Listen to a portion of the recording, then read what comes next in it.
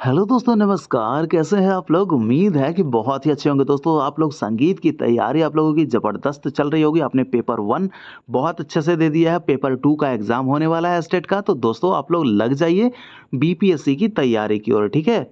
क्योंकि पेपर 1 और 2 जो है बहुत अच्छे से हम करवाए हैं आप लोगों के लिए, और बीपीएससी के लिए भी वहाँ पे जो है कंबाइंड क्वेश्चन जो पूछे जाते हैं, क्योंकि सम्मिलित, जैसा कि हमेशा आपको बताते हैं कि संगीत का एक दायरा होता है। तो जो भी पूछेगा, चाहे आपका स्टेट का पूछे या फिर बीपीएससी का पूछे या फिर ईएमआरएस या डीएसएस भी कुछ भी पूछे, स्टेट पेपर 1-2 हो, तो ये आपके जो संगीत का जो दायरा है, इसी में से प्रश्न आपके पूछे जाते हैं। तो आप सभी के लिए जो है इक्वली यह जो है आपके लिए फ़ायदेमंद होने वाला है। तो फटाफट आप हमारे साथ रिवीजन कर लीजिए फटाफट। तो आइए, लेकिन दोस्तों उससे पहले आपसे एक रिक्वेस्ट है छोटा-सा भाई के लिए, कि आप लोग चैनल पे नए या पुराने दोस्तों सब्सक्राइब अगर नहीं किए हैं, तो सब्सक्राइब करके नोटिफिकेशन को ऑल पे सेट कर लीजिए, क्योंकि आपका भाई जो है आपके लिए ही परिश्रम करता है, आपके लिए ही हर दिन सेट प्रैक्टिस कराता है, ठीक है? चलिए, पहला प्रश्न है हमारा दोस्तों, किसने स्वयं को भारत का तोता कहा था? तो किसने स्वयं को भारत का तोता कहा था जी? तो फटाफट इसका जवाब देना है। तो ये हो जाएंगे जवाब अमीर खुसरो, ठीक है? अमीर खुसरो। अमीर खुसरो को भारत का तोता कहा जाता है। अमीर खुसरो किसके दरबारी गायक थे? तो ये थे आपके अलाउद्दीन खिलजी के, ठीक है? चलिए, अगला प्रश्न है, अमीर खुसरो का जन्म कहाँ हुआ था? तो जन्म की बात हो रही है अमीर खुसरो की, तो अमीर खुसरो का जन्म कहाँ हुआ था? एटा में हुआ था। अमीर खुसरो का जन्म पूछे तो उत्तर होगा क्या? एटा, ठीक है? और अमीर खुसरो दोस्तों बहुत ही प्रसिद्ध जो है संगीतज्ञ रहे हैं। सितार का आविष्कार इन्होंने ही किया था, और तबले के आविष्कारक भी यही थे। और बहुत सारी चीज़ों के ऐसे आविष्कार किए हैं, जैसे कि तराना हो गए। तो ये सब का आविष्कारक अमीर खुसरो को ही माना जाता है। अगला प्रश्न, अमीर खुसरो का वास्तविक नाम क्या था? तो अमीर खुसरो की बात करें तो इनका वास्तविक नाम क्या था? तो इनका वास्तविक नाम इनको क्या था? तो ये था इनको मोहम्मद मोहम्मद हुसैन, ठीक है? मोहम्मद हुसैन इनका वास्तविक नाम था। अगर प्रश्न बने दोस्तों, हुसैन नहीं, सॉरी, हसन, मोहम्मद हसन, ठीक है? हसन कहते हैं उनको। मोहम्मद हसन जो है ये आपके अमीर खुसरो का वास्तविक नाम हो जाएगा, ठीक है? याद रखना, अगर पूछे कि मोहम्मद हसन किनका नाम है, तो आपको बताना है अमीर खुसरो का, और अमीर खुसरो का वास्तविक नाम क्या है? तो बताना है मोहम्मद हसन, ठीक है? दोनों तरफ से अपने प्रश्न को तैयार करके रखना है, ताकि जिस दरवाजे से भी प्रश्न आए तो यहाँ से खाली नहीं लौट पाए, ठीक है? आपको जवाब देना ही है। अगला प्रश्न है, अमीर खुसरो किस शासक के दरबारी कवि थे? तो जैसा कि आपको बताया कि अमीर खुसरो जो थे वो किसके दरबारी कवि थे, या फिर दरबारी गायक कह लीजिए, या फिर दरबारी कह लीजिए केवल, तो वो हो जाएंगे आपके अमीर खुसरो अलाउद्दीन खिलजी के दरबारी गायक थे। अलाउद्दीन अलाउद्दीन खिलजी। दोस्तों, आज मैंने जो है ऑप्शन नहीं रखा है, क्योंकि इम्पॉर्टेंट प्रश्न है, तो यहाँ पे आप लोग को डायरेक्ट बता ही दूँ तो यही अच्छा है। तो आज मैंने ऑप्शन इसीलिए नहीं रखा है, ठीक है? चलिए, तो अमीर खुसरो किस शासक के दरबारी कवि थे? तो अलाउद्दीन खिलजी के। चलिए, अगले प्रश्न की तरफ हम बढ़ें। तो अगला प्रश्न है, महान हिंदू विधि निर्माता कौन है? तो महान हिंदू विधि निर्माता की अगर हम बात करें तो वो कौन हो जाएंगे? वो हो जाएंगे मनु, ठीक है? मनु को महान हिंदू विधि निर्माता कहा जाता है, ठीक है? चलिए, अगला प्रश्न, अमीर खुसरो किसके शिष्य थे? देखिए, अगर प्रश्न पूछा जाए आपसे अमीर खुसरो किसके शिष्य थे, या फिर अमीर खुसरो के गुरु कौन थे, तो जवाब दोनों का एक ही हो जाएगा, ठीक है? तो इनके गुरु कौन थे या फिर किनके शिष्य थे, तो ये जवाब हो जाएगा आपका, क्या हो जाएगा? जवाब क्या होगा इसका? फटाफट जवाब दीजिए मुझे। इनका हो जाएगा गुरु निज़ामुद्दीन औलिया, ठीक है? गुरु इनके अमीर खुसरो के गुरु कौन हो जाएंगे? निज़ाम निज़ाम उद्दीन औलिया, ठीक है? निज़ामुद्दीन औलिया इनके गुरु हो जाएंगे। अगर पूछा जाए कि निज़ामुद्दीन औलिया के प्रमुख शिष्य कौन थे, तब जवाब होगा आपका अमीर खुसरो, ठीक है? तब जवाब होगा क्या? अमीर खुसरो। लेकिन अगर अमीर खुसरो के गुरु पूछा जाए तो निज़ामुद्दीन औलिया, और किनके शिष्य थे? तो निज़ामुद्दीन औलिया के शिष्य थे। कौन? तो अमीर खुसरो, ठीक है? चलिए, अगले प्रश्न की तरफ हम बढ़ें। अगला प्रश्न है, महान हिंदू विधि निर्माता कौन थे? शायद रिपीट हो गया है। चलिए, कोई बात नहीं, फिर से देख लेते हैं। तो महान हिंदू विधि निर्माता मनु थे, ठीक है? अमीर खुसरो किसके शिष्य थे? तो जैसा मैंने कि आपको अभी बताया, निज़ामुद्दीन औलिया के, ठीक है? निज़ामुद्दीन औलिया। ये क्या थे दोस्तों, निज़ामुद्दीन औलिया के बारे में अगर हम बताऊं तो इसमें ये जो है निज़ामुद्दीन औलिया, ये कव्वाली जो होता है ना, कव्वाली, कव्वाली के ये क्या थे, आविष्कारक थे। कव्वाली का आविष्कार इन्होंने ही, कव्वाली गायन की शुरुआत की थी। कौन? निज़ामुद्दीन औलिया ने। ठीक है। अमीर खुसरो भी बहुत अच्छे कव्वाल थे। अगला प्रश्न है, भारत में सूफी संप्रदाय का संस्थापक किसे माना जाता है? तो भारत में जो सूफी संप्रदाय के संस्थापक थे वो किन्हें माना जाता है? तो जवाब याद रखिएगा इनका। इसका क्या हो जाएगा जवाब? मोइनुद्दीन, मोइन उद्दीन चिश्ती। ठीक है, मोइनुद्दीन चिश्ती। ये क्या है? ये भारत में सूफी संप्रदाय का संस्थापक माने जाते हैं। ठीक है, सूफी संप्रदाय के संस्थापक, जो कि अजमेर में इनका दरगाह है। ठीक है, आप लोग जानते होंगे मोइनुद्दीन चिश्ती दरगाह कहाँ है, तो अजमेर में है। कभी कभार ये सब जीके में प्रश्न पूछे जाते हैं। अगला प्रश्न है कि त्यागराज कौन थे? तो त्यागराज की अगर हम बात करें तो त्यागराज का संबंध जो है ये क्या थे? ये एक थे संगीतज्ञ। ठीक है, क्या थे? संगीतज्ञ थे। ये तो आपको पता ही है, संगीतज्ञ थे। उत्तर हो जाएगा इसका संगीतज्ञ। अगर बात करें त्यागराज, तो त्यागराज का संबंध कहाँ से था? ये जो त्रिमूर्ति थे ना, दक्षिण के त्रिमूर्ति, जिसमें कि आपके एक त्यागराज थे और दूसरा था मुत्तुस्वामी, मुत्तुस्वामी, मुत्तुस्वामी दीक्षितर। एक और कौन थे आपके? श्यामा शास्त्री। ठीक है, श्यामा शास्त्री। तो ये जो थे आपके तीनों क्या माने जाते हैं? ये त्रिमूर्ति माने जाते हैं। त्यागराज, मुत्तुस्वामी दीक्षितर और श्यामा शास्त्री, ये त्रिमूर्ति हैं। और इनका संबंध पूछा जाए तो कभी आपको तो त्रिमूर्ति का तो बताना है तंजौर। ठीक है, तो ये क्या थे? त्यागराज। ये तीनों के तीनों संगीतज्ञ थे। चलिए आगे बढ़ जाते हैं। अगला प्रश्न हमारा क्या पूछ रहा है कि संगीत की दुनिया में सितार के जादूगर के नाम से किसे जाना जाता है? तो बताना है जवाब, संगीत की दुनिया में सितार का जादूगर।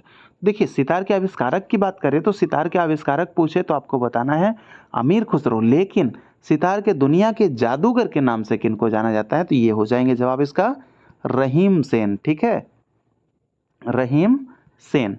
रहीम सेन को सितार की, संगीत की दुनिया का सितार के जादूगर के नाम से जाना जाता है। सितार का जादूगर कौन? तो रहीम सेन। ठीक है, संगीत की दुनिया में सितार का जादूगर रहीम सेन। अगला प्रश्न है दोस्तों कि तानसेन का मूल नाम क्या था? तो तानसेन के अगर हम मूल नाम की बात करें तो मूल नाम क्या हो जाएगा इनका? इनका मूल नाम था रामतनु, रामतनु पांडे। ठीक है, रामतनु पांडे। और इनके पिता का क्या नाम था? तानसेन के पिता का तो हो जाएगा पिता का मकरंद पांडे। ठीक है, मकरंद पांडे। ये जो थे आपके मकरंद पांडे रामतनु पांडे के पिता थे, यानी कि तानसेन के पिता थे। और तानसेन जो थे किसके दरबारी गायक थे?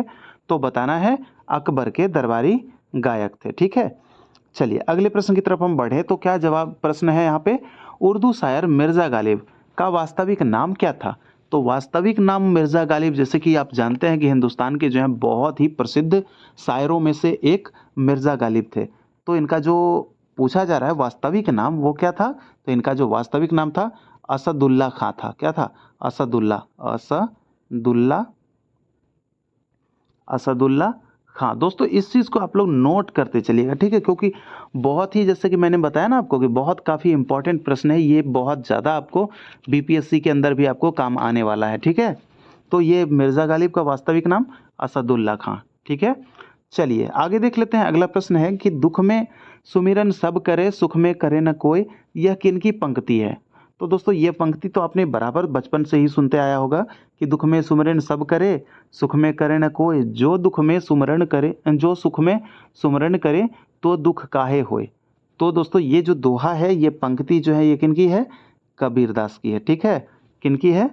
कबीरदास की ये वाणी है, कबीरदास की पंक्ति है। ठीक है, जवाब हो जाएगा कबीरदास।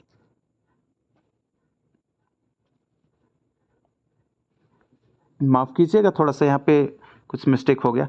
अगला प्रश्न है, उर्दू शायर मिर्ज़ा गालिब का वास्तविक नाम क्या है? तो उर्दू शायर मिर्ज़ा गालिब का जो वास्तविक नाम हो जाएगा वो क्या था? मिर्ज़ा गालिब का अभी मैंने बताया। चलिए फटाफट आप लोग कमेंट कीजिए। असदुल्ला खां हो जाएगा। दुख में सुमरन सब करे, सुख में करे न कोई, तो ये आपके कबीरदास जी हो जाएंगे, मैंने आपको बता दिया। अगला प्रश्न है दोस्तों, संत कबीर किसके शिष्य थे? तो संत कबीर के अगर हम शिष्यों की बात करें तो ये किसके शिष्य थे, यानी कि संत कबीर के गुरु कौन थे? तो गुरु इनके हो जाएंगे कौन? रामानंद। ठीक है, कबीरदास के गुरु की बात करें तो रामानंद जो थे, रामानंद इनके गुरु थे। ठीक है, याद रखिएगा प्रश्न को। चलिए अगला प्रश्न है, संगीत सम्राट तानसेन के गुरु कौन थे? तो संगीत सम्राट तानसेन के गुरु की बात करें तो संगीत सम्राट तानसेन के गुरु हो जाएंगे आपके स्वामी हरिदास। ठीक है, स्वामी हरिदास। स्वामी हरिदास किसके गुरु थे? तानसेन के गुरु थे। और एक बात बताएं आपको, तो बैजू बावरा जो थे उनके भी गुरु ये स्वामी हरिदास को माना जाता है। चलिए अगला प्रश्न है, प्रसिद्ध शायर मिर्जा गालिब कहाँ रहते थे? तो मिर्जा गालिब बताना है कि कहाँ रहते थे। तो इनका जो रहन सहन था दोस्तों वो कहाँ रहते थे? तो इसका जवाब क्या हो जाएगा? इसका जवाब होने वाला है कहाँ रहते थे? आगरा। ठीक है, इसका जवाब हो जाएगा आगरा। ये आगरा में रहते थे, इनका पैतृक जो घर था वो आगरा में था। ठीक है, मूल निवासी कहाँ के थे? आगरा के निवासी थे। कौन? मिर्जा गालिब। ठीक है, चलिए अगला प्रश्न है, उत्तर भारत का प्रसिद्ध नृत्य कौन है? देखिए उत्तर भारत की अगर मैं बताऊं आपको कि प्रसिद्ध नृत्य, अब नृत्यों से संबंधित प्रश्न जो है आपको यहाँ पे देखने को बहुत मिलेंगे दोस्तों। बहुत अच्छा प्रश्न रहेगा आप लोगों के लिए। तो देखिए उत्तर भारत का जो प्रसिद्ध लोक नृत्य जो होता है वो क्या हो जाता है? वो हो जाता है आपका कथक। ठीक है, आप कहिएगा कि ये तो केवल उत्तर प्रदेश का है। जी नहीं, अगर प्रश्न आपको रहे उत्तर भारत का तो आपको कथक ही लगाना है। इसमें आपके जैसे कि बिहार, यानी कि जो भी उत्तर भारत के जो क्षेत्र हैं वो सब कुछ शामिल होगा। ऐसे अगर स्टेट वाइज पूछे तो विशेष तौर पे तो आपको उत्तर प्रदेश ही लगाना है। ठीक है, यहाँ पे क्या पूछा है? उत्तर भारत का, तो उत्तर भारत का कथक।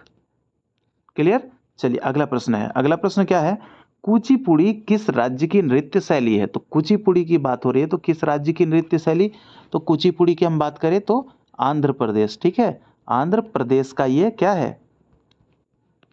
शास्त्रीय नृत्य है। ठीक है, कुचिपुड़ी किस राज्य की नृत्य है? ये जो है आपके आंध्र प्रदेश की नृत्य शैली है। चलिए अगला प्रश्न है, मोहिनी अट्टम की उत्पत्ति किस राज्य से मानी जाती है? तो मोहिनी अट्टम की हम बात कर ले, मोहिनी अट्टम हो गया या फिर कथकली हो गया, तो ये आपके किस राज्य से हैं? किस राज्य में इसका उत्पत्ति? तो ये आपका हो जाएगा केरल। ठीक है, केरल। यह मसालों के लिए जाना जाता है, केरल। चलिए अगला प्रश्न है, सत्रिया भारत के किस राज्य का एक हिंदू शास्त्रीय नृत्य है? देखिए सत्रिया जो है यह शास्त्रीय नृत्य को 2000 ईस्वी में शामिल किया गया है भारतीय मान्यता प्राप्त नृत्य शैलियों के अंदर। अभी तक जो है टोटल दोस्तों बात करें तो 8 जो है नृत्य शैली जो है उनको मान्यता प्राप्त है। ठीक है, 8 नृत्य शैली। तो इसको सत्रिया जो है कहाँ से संबंधित है? ये जो है किस राज्य का है? हिंदू शास्त्रीय नृत्य है। तो ये आपके हो जाएंगे असम का। ठीक है, असम का है। इसको मान्यता कब मिला? 2000 ईस्वी में। क्लियर? चलिए अगला प्रश्न है, मुखौटा नृत्य का संबंध किस नृत्य शैली से है? यानी कि किस नृत्य शैली से मुखौटा का संबंध है? तो जवाब क्या हो जाएगा? जवाब हो जाएगा आपका कथकली। ठीक है, कथकली। कथकली का संबंध कहाँ से है? कथकली का संबंध केरल से है। तो ये आपको याद रखना है, कथकली का संबंध केरल से है और मुखौटा नृत्य का संबंध यही कथकली से माना जाता है, मुखौटा नृत्य का संबंध। ठीक है, तो याद रखिएगा। बहुत अच्छा प्रश्न दोस्तों आप लोग के लिए आज का। अगला प्रश्न है, सादिर किस नृत्य शैली का प्राचीन नाम है? तो सादिर जो है किस नृत्य शैली का प्राचीन नाम है, यानी कि वर्तमान में उसको क्या कहा जाता है और पहले उसका नाम था सादिर? तो ये जो दोस्तों हम बता दें, सादिर जो है वो किसको? भरतनाट्यम को। ठीक है, किसको? भरतनाट्यम को क्या कहा जाता था पहले? सादिर कहा जाता था, जिसका अभी वर्तमान में नाम है भरतनाट्यम। ठीक है, ये तमिलनाडु का जो है दोस्तों लोक नृत्य शैली है। ठीक है, ये तमिलनाडु का नृत्य शैली है भरतनाट्यम, जो कि महिलाओं के द्वारा किया जाता है। चलिए अगला प्रश्न है, किस नृत्य को गरीबों का कथकली के नाम से जाना जाता है? तो गरीबों की अगर हम कथकली की हम बात करें तो किस नृत्य को गरीबों का कथकली? तो ये हो जाएगा आपका ओटन तुल्लन। ओटन तुल्लन। ओटन तुल्लन। ओटन तुल्लन को क्या कहा जाता है? गरीबों का कथकली कहा जाता है। अगर प्रश्न बने बीपीएससी में आपसे कि किस नृत्य को गरीबों का कथकली के नाम से जाना जाता है, तो बताना है ओटन तुल्लन को किस नाम से? गरीबों के कथकली के नाम से जाना जाता है। चलिए अगला प्रश्न है, भारतीय शास्त्रीय नृत्य की सबसे प्राचीन शैली कौन है? अगर प्राचीन शैली की हम बात करें भारतीय शास्त्रीय नृत्य की, तो ये हो जाएगा हमारा इसका जवाब भरतनाट्यम। ठीक है, भरतनाट्यम हो जाएगा इसका जवाब, सही हो जाएगा भरतनाट्यम। ये जो है मैंने बता दिया कि आपको कि इसका संबंध किससे है, तमिलनाडु से। और भरतनाट्यम जो है शास्त्रीय नृत्य की सबसे प्राचीन शैली है। ठीक है, सबसे प्राचीन शैली कौन, तो भरतनाट्यम। अगला प्रश्न है कि किस नृत्य को देव नृत्य के नाम से भी जाना जाता है। देव नृत्य यानी कि देवताओं के नृत्य के नाम से भी जानते हैं। तो इसका जो जवाब हो जाएगा वो क्या हो जाएगा, इसका जवाब हो जाएगा कुचिपुड़ी। ठीक है, कुचिपुड़ी। कुचिपुड़ी जो है इसको देव नृत्य भी कहा जाता है। और इसको इसका जो संबंध है वो कहाँ से है, वो आंध्र प्रदेश से इसका संबंध माना जाता है। ठीक है, चलिए अगले देख लेते हैं, अगले प्रश्न की ओर बढ़ें। तो अगला प्रश्न है कि कौन सा नृत्य अपने वर्तमान स्वरूप में मुगल परंपरा से प्रभावित रहा था। तो मुगल परंपरा के कारण जो प्रभावित होने वाला नृत्य है वो कौन सा नृत्य रहा था, जवाब देना है इसका। तो फटाफट इसका जवाब क्या हो जाएगा, इसका जवाब हो जाएगा आपका उत्तर प्रदेश का कथक। ठीक है, ये जो है कथक जो है क्या हुआ था कि वर्तमान स्वरूप में क्या हुआ था कि मुगल परंपरा से क्या था, प्रभावित रहा था। कौन, कथक जो था वो प्रभावित रहा था। ठीक है, तो याद रखिएगा इस चीज को कि कथक जो है प्रभावित रहा था किसके कारण, मुगलों के कारण। ठीक है, चलिए अगला प्रश्न देख लेते हैं। अगला प्रश्न है हमारा सा ग प स्वर किस कॉर्ड के नाम से जानते हैं। देखिए जैसा कि मैंने आपको बताया था कि सा हो जाएगा, ग हो जाएगा और प हो जाएगा। इसको किस कॉर्ड के नाम से जानते हैं, तो टॉनिक कॉर्ड के नाम से। ठीक है, टॉनिक कॉर्ड के नाम से इसको जानते हैं। इसका जवाब क्या हो जाएगा, टॉनिक कॉर्ड। ठीक है, इसको टॉनिक कॉर्ड के नाम से जानते हैं। सा ग प स्वर को किस नाम से, टॉनिक कॉर्ड के नाम से। ठीक है, और देखिए इसमें टॉनिक कॉर्ड होता है, फिर आपकी अगर बात कर ले सब डोमिनेंट कॉर्ड पूछा जाता है, डोमिनेंट कॉर्ड भी पूछा जाता है। अगर सब डोमिनेंट की बात करें तो सब डोमिनेंट में क्या हो जाएगा, सब डोमिनेंट। ठीक है, सब डोमिनेंट में क्या हो जाएगा, सब डोमिनेंट की बात करें तो कैसा लगता है, जैसा कि हमने बताया था कि आपको, तो इसमें हो जाता है आपका म ध और सा हो जाता है, ये सब डोमिनेंट कॉर्ड का। इसको म ध सा स्वर जो होते हैं सब डोमिनेंट कॉर्ड के नाम से जाने जाते हैं। अगर पूछे डोमिनेंट कॉर्ड, केवल डोमिनेंट कॉर्ड, ठीक है, सब को हम हटा दें, केवल डोमिनेंट कॉर्ड पूछे तो आपका हो जाएगा क्या, प नी और रे। ये क्या हो जाएगा, प नी रे डोमिनेंट कोड, सब डोमिनेंट कोड म ध सा और सा ग प टॉनिक कोड। ठीक है, तो दोस्तों इस तरह से जो है आज का प्रश्न आपका क्लियर हुआ। तो मुझे फटाफट जो है दोस्तों आप लोग कमेंट करके बताइए कि आज का सेशन आप लोगों को कैसा लगा है। ठीक है, और दोस्तों पीडीएफ चाहिए आप लोगों को तो पीडीएफ के लिए आप लोग टेलीग्राम ज्वाइन कर सकते हैं जीना नॉलेज के नाम से। ठीक है, जीना नॉलेज के नाम से आप लोग टेलीग्राम ज्वाइन कर लीजिए, आपको वहाँ पे पीडीएफ जो है प्रोवाइड करवा दिया जाता है। और इतना मानिए कि अब आपके लिए जो है रेगुलरली जो आपका है संगीत का या फिर आपके लिए जीके का, तो ये जो है रेगुलरली आपका क्वेश्चन जो है चलेगा बीपीएससी शिक्षक भर्ती के लिए। ठीक है, तो आप लोग बिल्कुल टेंशन ना लीजिए, बहुत आराम से आप लोगों को बीपीएससी भी क्वालिफाई कर जाना है। और पेपर तो जो 1 और 2 है स्टेट का, वो तो आप लोग इजीली कर ही जाएंगे क्योंकि बहुत सारा सेशन मैंने करवा रखा है। अगर नहीं देखे हैं पेपर 2 वाले आप लोग तो फटाफट जाके आप लोग सारे सेशन को देख लीजिए, आपका पेपर जो है स्टेट का पेपर 2 बहुत आसानी से क्लियर हो जाएगा। ठीक है, तो मिलते हैं दोस्तों आपसे अगले सेशन में, जब तक के लिए इजाज़त चाहते हैं। और मुझे बताइए आप लोग कमेंट करके कि आज का सेशन आपको कैसा लगा है। ठीक है।